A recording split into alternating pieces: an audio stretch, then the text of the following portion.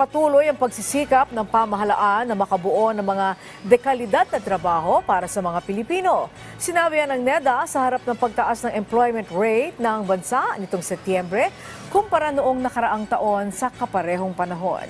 Si Ryan Lesigas sa sentro ng balita.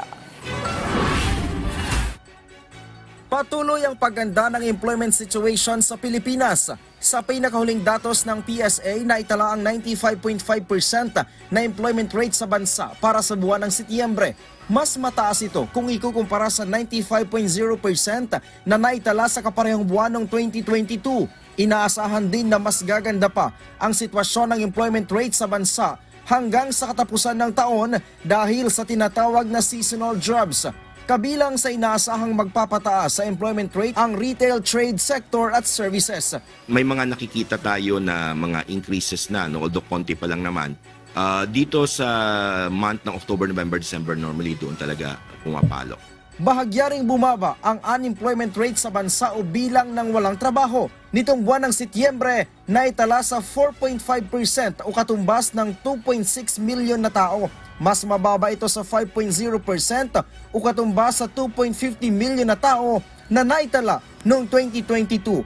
Pero kung ikukumpara ito noong buwan ng Agosto, bahagyang tumaas ang unemployment rate ng 0.1% o katumbas ng nasa 50,000 katao. Yung reason ng pagtaas ng unemployment ay, well, they are looking for work but they are available but there's no work. So isa yon. Bad weather contributed actually, so but not that large. So these are the three reasons, no? And then another one, the third one is they're waiting for rehire or job recall. Ang NEDA sinabing ginagawa lahat ng pamahalaan para matugunan ang pagtaas ng presyo ng mga bilihin at mas mapadami pa ang trabaho sa bansa. So ang interest na lang natin yan is mapadami pa to and then make it better quality jobs. Yun ang intent ng Marcos administration. Maging ang usapin ng pagtaas ng sahod ay hindi rin daw ito nakakalimutan ng pamahalaan. We think that currently actually the wage setting mechanism is working.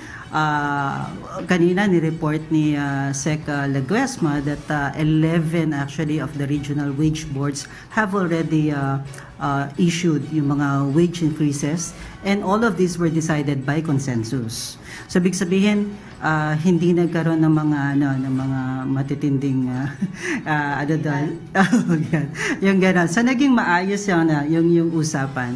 Samantala, naitala naman sa 64.1% ang labor force participation para sa buwan ng Setyembre na mas mababa sa naitalang 65.2% noong Setyembre 2022.